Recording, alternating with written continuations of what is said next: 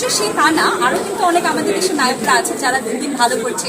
আরিফিন শুভ ভাইয়া আছেন, তারপর আমাদের জায়েদ খান ভাইয়া আছেন, ঠিক আছে। তো সবারই কিন্তু কম বেশি কাজ করা হয়, বাট ফাইটে সাকিব খান ভাইয়া বিকজ হচ্ছে গিয়ে সে খুব সুন্দর করে নিজেকে প্রেজেন্ট করতে পারে, এবং আমার কাছে মনে হয় একটা মানুষ যদি নিজেকে সুন্দর করে প্রেজেন্ট করে এর থেকে বেস্ট আর কোনো কিছু হয় না।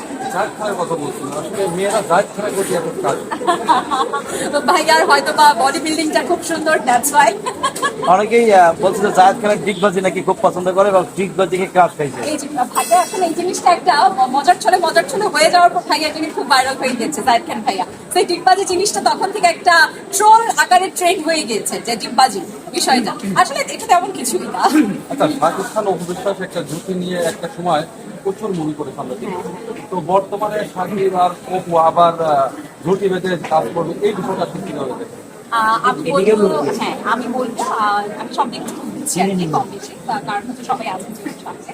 আমার কাছে মনে হয় আমরা যারা বাংলাদেশের চলচ্চিত্রে সাকিব ওই নাম দুটো একসাথে পাশাপাশি নিয়ে এসেছি পজিটিভলি, দেখা গেছে নায়ক নায়িকা হিসেবে তাদেরকে আমরা চিনি।